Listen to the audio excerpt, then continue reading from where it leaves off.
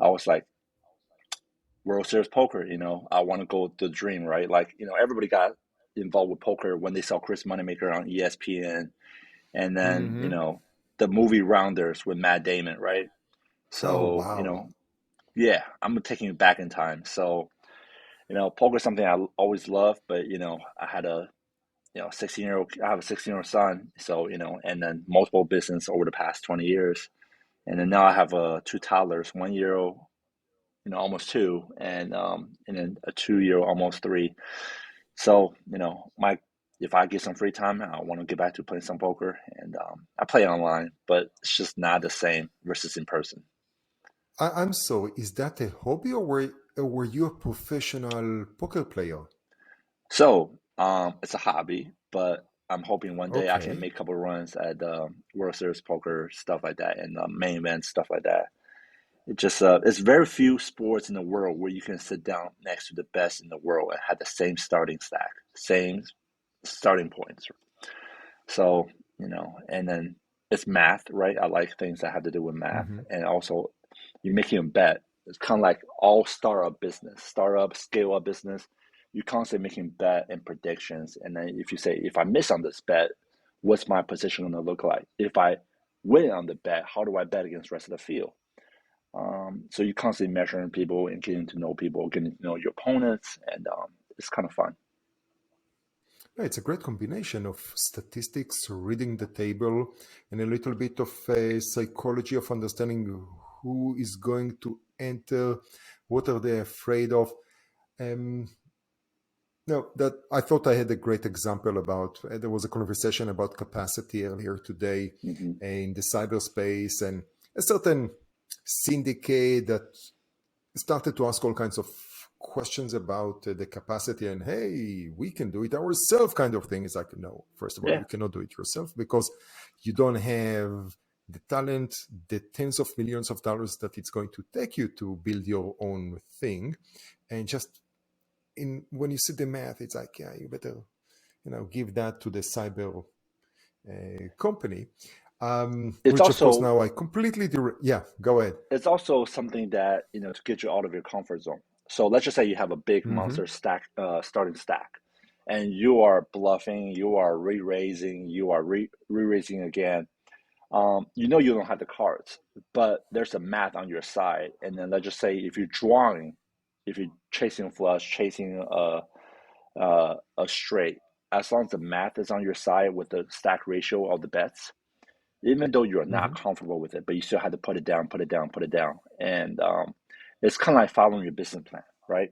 So I use one company as an example, Progressive.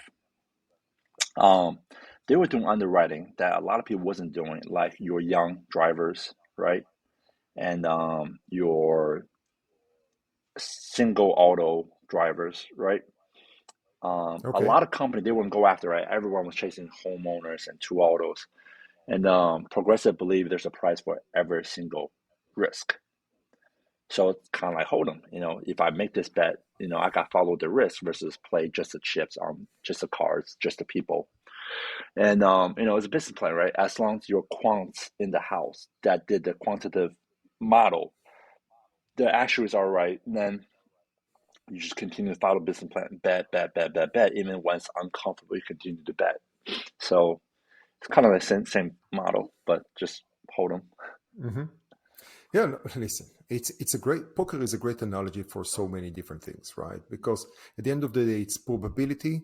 The pot will be the ROI of if you win and how much money you already put into the pot. So Hmm. what's the risk of losing? And well, we can define that as a sunk cost. But and then understanding who else is playing and what they may have in their hand, because you have no idea. You just see how they played the round so far. But at this point, it's well, let's leave that it is and talk about guns maybe. So sport, hunting, what's your thing? Because we will need to jump into insurance soon enough. Yeah, well, my other hobby is playing basketball. So outside playing basketball, I like to collect guns. I don't have the time to go shooting range, unfortunately. But at some point I want to take defensive class, right? They have defensive pistol class, defensive carbine class, which is rifle, Ooh. defensive shotgun class, and then they have medic class, and they have first aid class, survival class. My wife and I, we talk about doing those classes together.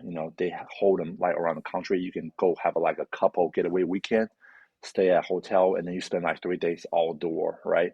It's just a lot of survival things. And I think if you look at some of the mass shooting events, they're Mm-hmm. tragic, but tragic a lot of time are followed by a good ending. And those good ending are usually a good Samaritan or a good police officer where somebody stopped the threat, right?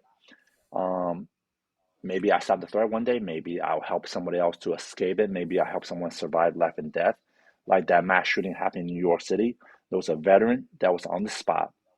He applied a couple pressures and then techniques that he learned in Afghanistan when he served towards in Afghanistan.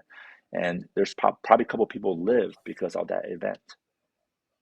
Mm-hmm. So Yeah, most. I think that first aid or the basic ABC, air, blood, and what's the other one? Circulation. I think mhm, those are basic that everyone needs to know how to apply. I think the first course that I took was in high school, and it's good. You have no idea. Life is random. It can be a car accident, it can be a shooting, it can be whatever that may be. But applying pressure to a wound, taking a person outside of the immediate danger, opening the airflow, mhm. the basic things that will kill you. But yeah, okay. And that was sort of a shout out to people who write specialty in in a different type of a policy here. Great. So now let's cue introduction.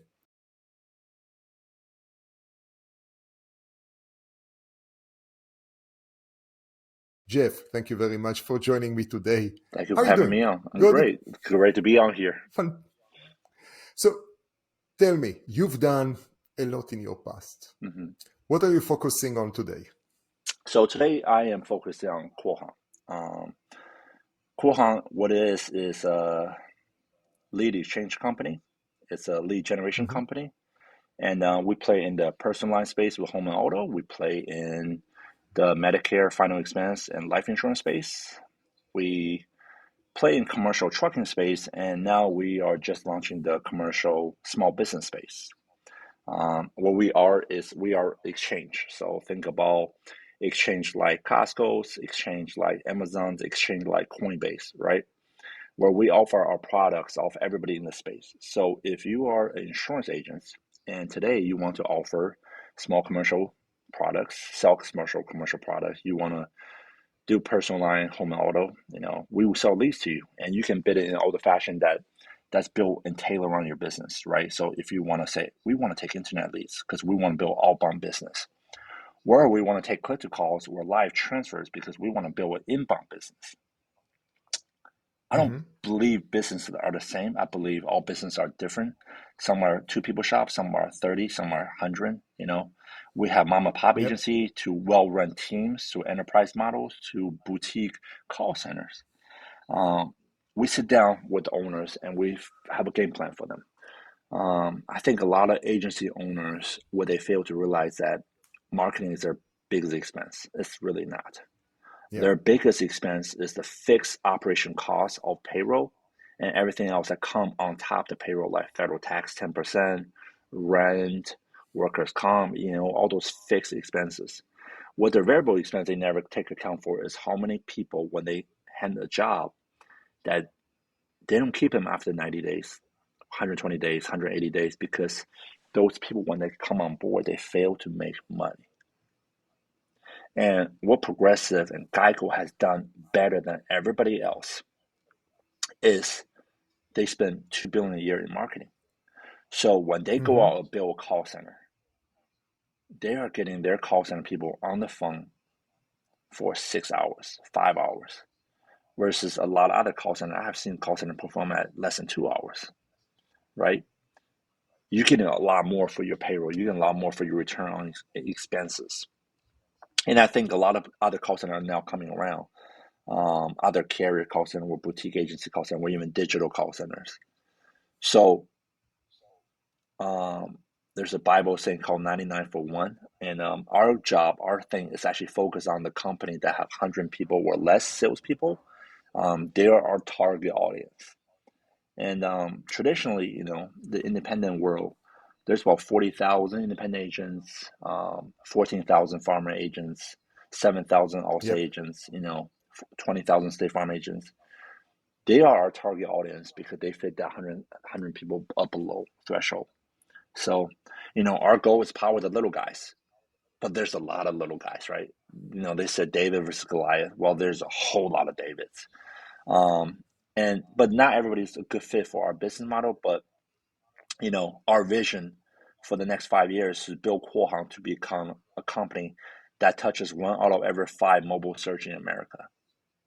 Whether that mobile search for life insurance, for Medicare, for final expense, for small commercial business, or for home and auto. So I need to give a little bit of love. Well, you talked about Medicare, so I need to give a little bit of attention and shout out. We have a new conference coming up soon in June 8th. That will be Medicarian, which is all about Medicare, MedSap, and all the things that go with that. So we need to talk offline, and I'm probably need to come to that one. I just started coming around the conference. of I've been course. working from home for 2 years, and now I'm starting to getting out of the house. Yeah, so same people who brought you InsurTech Connect took a step left or a step right, and now it's within the MedSap world. Actually, it's senior care. So everything that is connected to senior care, because hey, hopefully all of us are going to be seniors, so 65 and older. So it's not the pure InsurTech PNC life, but health and from home, mobility, lifestyle, everything that is connected to being a senior. So Yeah, dignity, it's a right? big How group do right you? now. It's and we everyone who did an MBA program, it's always like the 3% growth, and it's not just longevity. Mm-hmm. I want to take it on the age tech track, but it still needs to have a few years before it's pure age tech. It's all about senior and the things around it. Mm-hmm. But I stepped already 3 steps to the side. So what's the difference for you when you're dealing with Medicare and then you're dealing with with PNC? Mm-hmm. Those are almost 2 different Right, businesses. completely different Which business. one of the Yep, and one of them is also on working through the financial advisors versus the insurance agents. How do you mesh and how that with the Quotehound? Yeah, Or is it a different entity? great question. So we have different side of the house, and we have retail guys and retail account Mm-hmm. managers, and we have guys on the wholesale level like affiliate, right?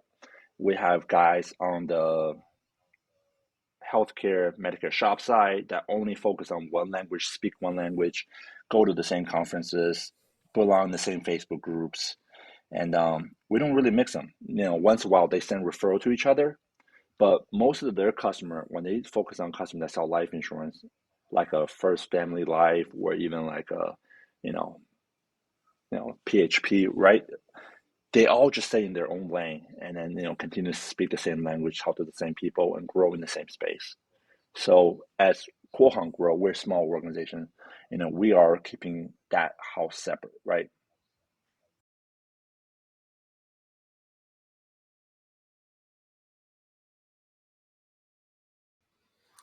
Yeah. Sorry, I had like a small delay here, which I will need to somehow edit out later. That's the only downfall of podcasts. It's okay. Uh, People love realness, so people love oh authenticness. yeah. Oh, until we say something which is completely, and then we actually need to edit out. And now, as we talk about it, and you have your own podcast, I'm just asking myself, should I even edit this out? Mm.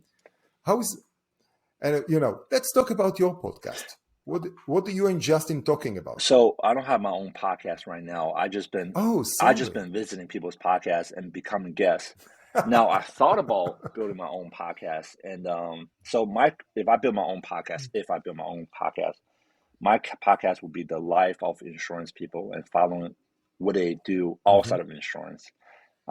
There's a lot of interesting people in this industry, right? I mean, this industry is Oh, yes. 100,000, 200,000 plus, and a lot of time we don't talk So about money.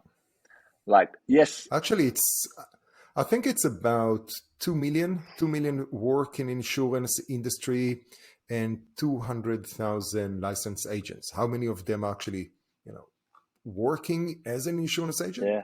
Maybe less. But yeah, So money is a great way to start. So Yeah. my podcast will be so I have a Facebook group, and that Facebook group is for insurance agents and also people in the insurance industry. And then the group is about cryptos, NFTs, DeFi, real estate, short-term rental, long-term rental, and taxes. Hmm. You know, money Yeah. is like this thing we don't talk about in school. Taxes we don't talk about in school. Access to money, cash flow, cash float, cash reserves.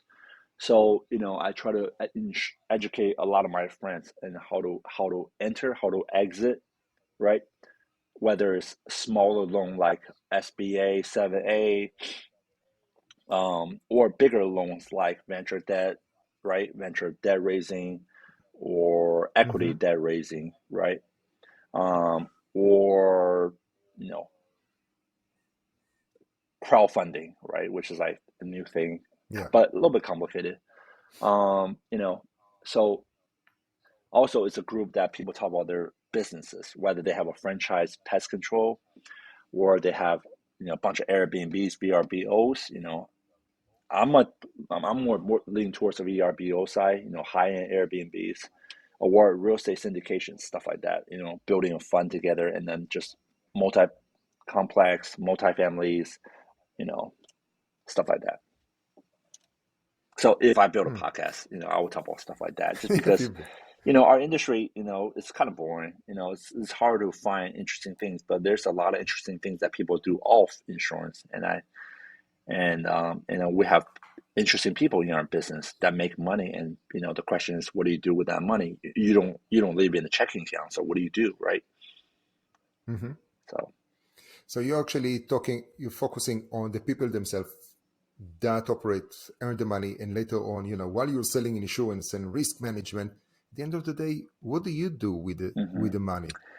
Right? It's so the cobbler that works barefoot. so think about MTV Crib.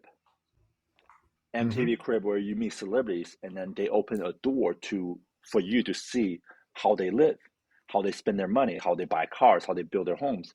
But in an investor mindset, right? It's the MTV of the Hmm. investor mindset, and then the celebrity that we're gonna go see are the people who done successful in our industry. Yeah.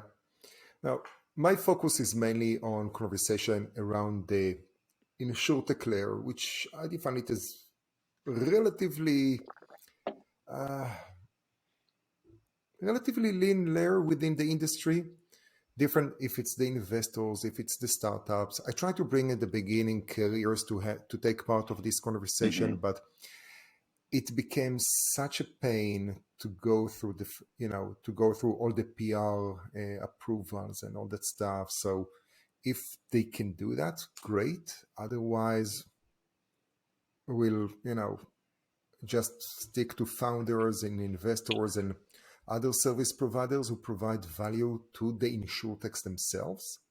And then, of course, there are, because I'm very curious, that, okay, great, let's bring agents because we don't give enough technology to agents. And those are the people who are in the trenches trying to sell, trying to, to figure out insurance. Last episode, we started to talk about reinsurance. From hmm time to time, we had Isaac from now is with Root. He's coming from reinsurance background. Also, give us a little bit of understanding how reinsurance operates. We have the big brokers, we have the small brokers. This industry is so complex and so interesting, and the people who are part of it. It's funny. We're talking about that. The different founders. There were musicians and pilots and race race cars drivers, even a truck driver. We have so many great people here that each one of them has its own story to tell. And then if you add that human, that personal element, that dimension, hey, even better. I loved it. This is why I always start each episode like, tell me about your hobby or what keeps you happy during the weekends.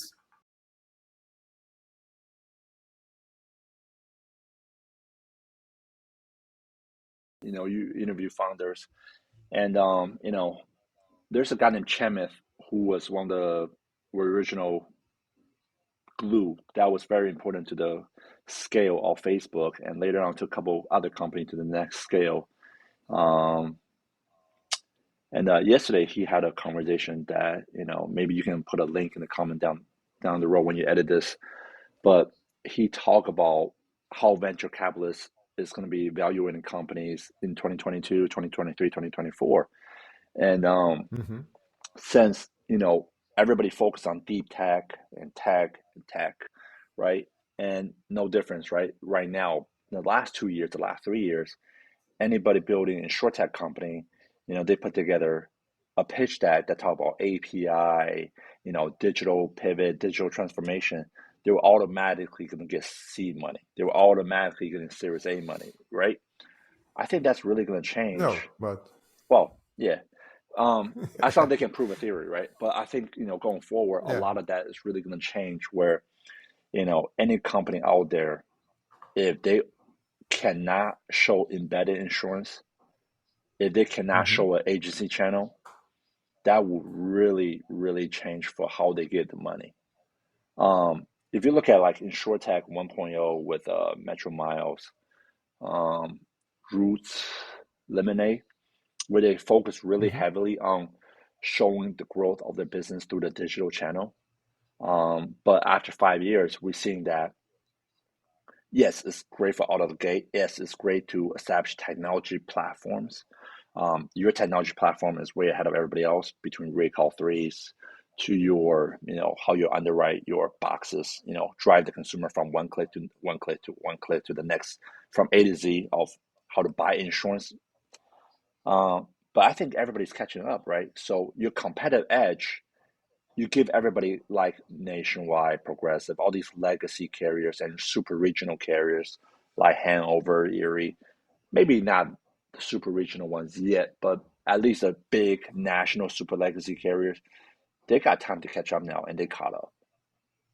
So the one edge you have, which was technology, the one edge you have, which you had a lot of VC money, but all that VC money at some point is going to Mm-hmm. run out. You have to deliver a great cost per acquisition. So the next phase is direct call center, but that's hard, right? Like to copy what Geico and Progressive did in USA doing with the call center is really hard. So yes, it's a cheaper cost per acquisition, but still very, very hard. And we see SelectQuote doing it, we see Zebra doing it, we see Hippo doing it, right?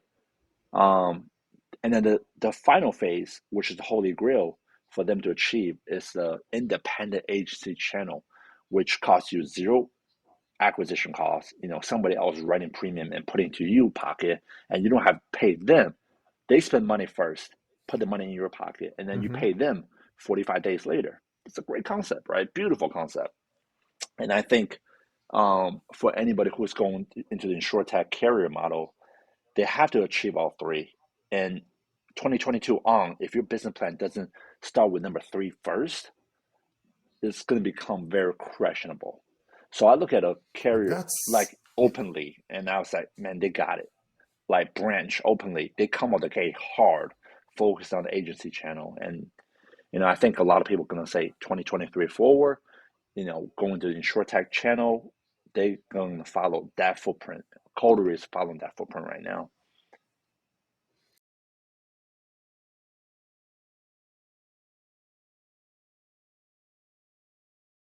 so. Let's take that thought because it's very interesting, especially the money. Mm-hmm. We see now more money that the funds, the VCs raised a ton shit of money, right? And they are looking for places to, well, basically to invest and distribute that to do the capital distribution.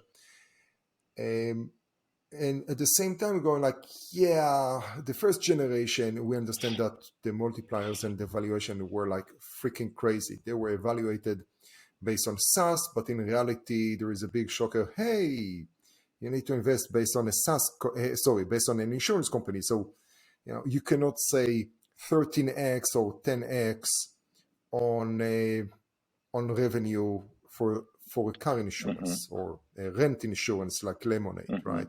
Everyone just collapsed 80%, 50%, 80%. And money is not cheap anymore. Nope. There is inflation. Money was free Yep. for the past 2 years. And if you rely on Actually more. Google, right? If your business model rely on Google, Amazon, Facebook, your cost per Mm-hmm. acquisition keep on going up and up and up and up because they control it. Your business model is controlled by somebody else. It's constantly a variable cost of funnel. So Yep. So how can you go out of the gate big, right? Branch, amazing, great guys, love what they do, love their philosophy. How can you go and build a career or even an MGA, mhm, right? And have a full stack with the call center and the agencies. Ruth had like that light bulb. It's like, yeah, we need to go with agencies and sell through them. right. How do we do that? Well, I'm not here to answer that question because I think that question is waiting for your next guest. Maybe you should bring on the branch guys, but I offer a couple of my thoughts. And I would say 90 to 95% of the money so far coming in has been going into Roots, Lemonade, Metro Miles, right? And of course, Branch, Mm-hmm. Openly, let's go on. But keep in mind, VCs are investing other founders who is going after travelers and progressive, Mm-hmm. right? It's really hard. Traveler and progressive are the smartest guy in the room, whether on the agency distribution, underwriting, or even product, right? Or even cost and everything they do. I mean, they're really good at what they do. They make a lot of money. They make money on their float. They make money on their underwriting. Progressive had the 96% rule, right? Which means every year they make money on 4% underwriting minimum. Um, so I think, yes, put your money toward the biggest possibility, but there's a sector that's missed, right? So I think that sector missed is um, everyone trying to disrupt travel and progressive. But look at this model: Hub International, Mm-hmm. AJ Gallagher, Yep. Aon, Willis, Brown Brown, Keystone, Hill, Acroshore, Ashore Partners, right? Between aggregator business model and their revenue income, and then their general agency, the broker business, these are people that have had a very stable business model. March revenue $2 billion a year. Yes, they have an impressive overseas operation. They have broker channel. They have probably their own products at some point, right? I'm sure everybody have their underwriting product now. But at the end of the day, their core business is broker and general agency, and they haven't changed in 50 years. And they consistently operate on a fixed income revenue and fixed profit. Mm-hmm. If you look at the insured tech carrier side, those are really hard. If That's why I give people like Steve and Joe at Branch all kind of credit because to build an insured tech growth and build on a variable income model is super hard. And that's why probably less than 5% of the money I see coming to insured tech venture money is trying to disrupt the business model of Hub, disrupt business model like Brown Brown. But if you look at their market cap, if you look at their stock exchange tickers, look at their market cap. I mean, they Mm-hmm. are more valuable than I would say probably 85% of the insurance carriers out there are market cap valuation because, and they have a predictable business model every single year, just get bigger, bigger, bigger revenues. And it's pretty interesting how there's so little money coming to InsurTech funding the disruption of those guys. And they have a fixed Mm-hmm. income business that haven't changed for 50 years. And anything that haven't changed for 50 years is meant for disruption. And I think that they're actually Holmes and Murphy, BTV, they are taking the right steps, right? And they are bringing other big brokers into that mix. I think they are And a for couple of people over there. I'm not sure if they are participating in it or they are investing in it. They have like $100 million fund, InsurTech fund. They're building to play in Mhm. that space. But there's one more space that haven't been looked at and is overlooked, and hopefully one day I can take part in it. So last Friday I watched a video. It's a random video. Actually, no, last Thursday night I watched a random video while I was sitting at Boca in Florida. Less than 2% of VC money go to minorities and females. So less than 1% female founders, less than 1% minorities, combined 2% total gets capital from VCs. So if you look at like Twitter CEO, the guy's Indian, right? If you look at like a couple other CEO, CTO, CFO position of the Silicon Valley companies, whether tech companies or fintech company or insurtech, there's a lot of Asians and Indians in position that are really, really, really hard. Maybe one day they qualify as a founder.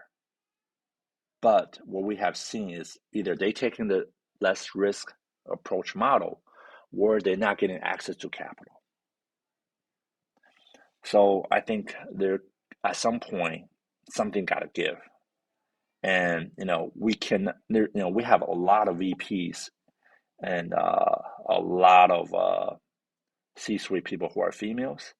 At some point, I think they will be fantastic founders and launch companies. So I think that's a missing point as well. I don't think the insurance Mhm. industry is the highest list of attraction, right? So let's just Oh say yeah, you no, are that's like a 21-year-old Asian male. You just mhm. graduated, I don't know, MIT. Yeah, Are why would you go are to you insurance? attracted to insurance? Like, is the insurance industry doing a job? Like a lot of the insurance agency owner I know, they know somebody in their circle that done insurance, and that's why they got attracted to insurance, right? But I just don't think insurance is really doing a fantastic job of attracting talent, especially when they're competing with fintech, when they're competing with crypto now, blockchains, and Web Mhm. threes, right? So we're talking about the brightest minds. Can our industry attract the brightest mind? So, so here's the thing, right? You finish a top school, engineering or not engineering, you'll never think about insurance. You'll go after the thing that is most attractive, sexy, and pay that will pay your loan, right? Your student loans. So you will want to go to work for, if it's a big company, Google, Amazon, etc., etc., or you're going to start a startup, Hmm. right? Something super cool or deep tech. And it's not that bad because in insurance and from a statistical standpoint, you really prefer a startup that's been around, Hmm. that is more mature, that Hmm. has experience, and it's fine. On the other hand, there is I need to find the link for that. There was a YouTube interview of three or four CEOs of Lloyd's ago. Hmm. And the guy was talking about the problem that Lloyd's had in the 80s and 70s, and basically said, well, in a nutshell, he was like, not the most brilliant people came to work for Lloyd's.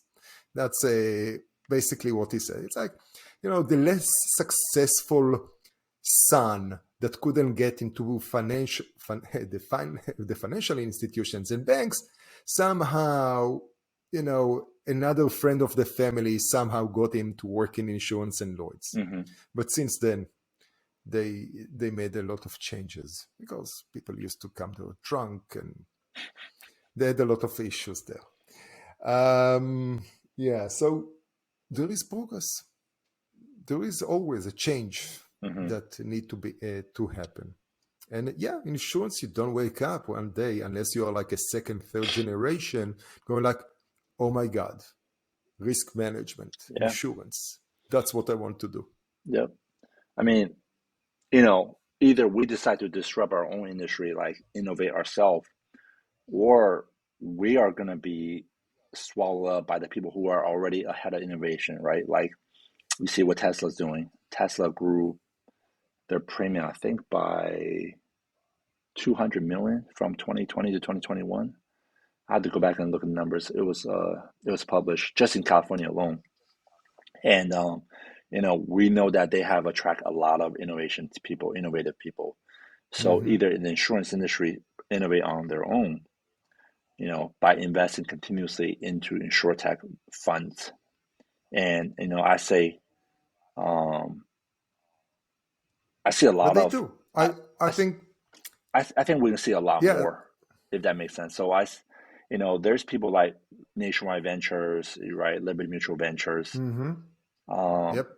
but if you look at their total investment for their entire portfolio, what they set aside on allocation for insurance VCs, money into the VCs, um, compared to the grand scheme of things, it could be a lot more. And I also think, you have a lot of mutual companies, or even like regional companies, whether they're in a specific risk like Markel, or they in a specific geographic area like Westfield and Central. I Mm-hmm. don't think anybody can afford to sit on the sideline because technology is changing so fast and your cost per acquisition changes every day. If you build on your agency channel, that agency channel is aging by the day, and then their growth scale is going Oh, down, right? Because they're aging. now, now, yeah, but that's a different mix, right? So even if so first of all, they change, right? So most of those companies are not in their first fund already. Right. Even Nationwide Ventures, which are doing great job, um, it's not the first fund. At the beginning, they were just a CVC with one LP, the company, and they were there to do investment in strategic initiatives. Hey, here is money. Go be an MGA. Go develop some sort of a product that we are going to enjoy. And it was very hard for them to sell that originally because it's like, hey, are we going to sponsor something that our competitors are going to enjoy? How is that going to work? But they managed to go beyond that question mark and that safeguards and everything. And now you have, if it's Ampham Ventures, who have, if I remember correctly, I'm sorry if I'm misusing that in the example, that have LPs from outside the company, so they are a little bit more Hmm. open up to other we have Munich Re now. When we are dealing with the reinsurance, there it's like, hey, just bring the risk. Whatever you can do, can you provide value to my MGAs and carriers? Great. They, they started to build it more and more and more, and they are evolving. If it's the second or third fund, then you have, of course, the smaller ones that cannot have their own CVC, Yeah. and they will, be an LP at IA Capital, MTech, Fintel V, and others. And you know, it's very interesting how they evolve themselves and where the focus is, and a little bit of FOMO always send them here and there. But you know, I think that we spent a lot of we gave a lot of time to the VCs in that topic, and I really, because we are running out of time. Let's go back and touch a little bit about again your business and where you are taking it.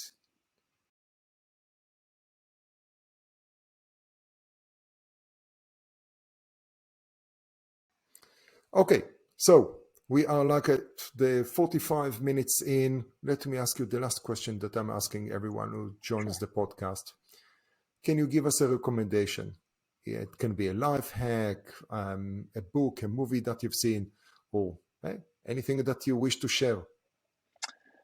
A recommendation. Wow, that's a tough one. I feel like I didn't think about that one. So what's funny is people talk about health and lifestyle, mental health. Um, I have a running joke with my friends and families, and people talk about the keto diet, right? And Mm-hmm. have you ever heard of the Asian diet? No, I did not.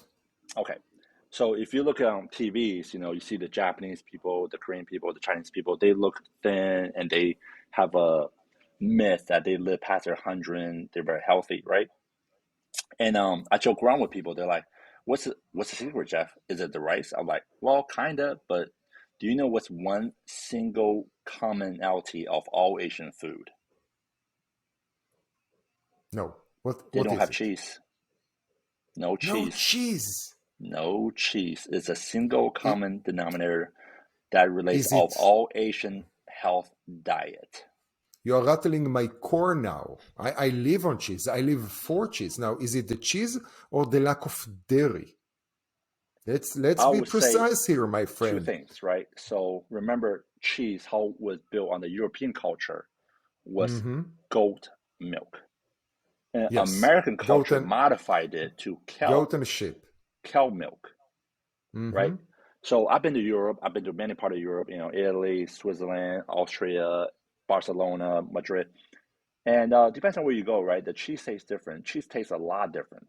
And Mm-hmm. our culture, if you're American, listen to this podcast, we build our cheese a little bit differently. And also, the most sugar have 5 levels, right? Sugar come from fruits like watermelon, and then there's extracted sugar, and then there's highly concentrated sugar syrup from sugar canes, and then there's synthetic sugar that's like Splenda or whatever, and then there's aspartame. Aspartame is the fifth level, the most addictive, 40x addiction versus the level one. So, between level 4 and level 5 is the type of sugar that we put into our cow milk. Cow milk extracted fat become cheese, and then they dump heavy level, like most cheese, like this much contains more sugar than a soda can, like a Coke can. So this is the common denominator of Asian diet. So this is one advice moving forward. Okay. You know that. Now, I can talk about these things for hours, nutrition and how it affects us and what's the real motivation behind it. It's not tradition, it's money and accessibility. But that will be a completely different episode that usually we'll prefer to do in a conference with whiskey and and talk about life. Yeah, fitness and whiskey goes well together. Yep. And with this super positive note, and just remember to drink good wine with your cheese. Jeff, thank you very much for joining me. It Thanks was a for pleasure, having me. man. Cheers. Cheers. Okay, let me stop the recording.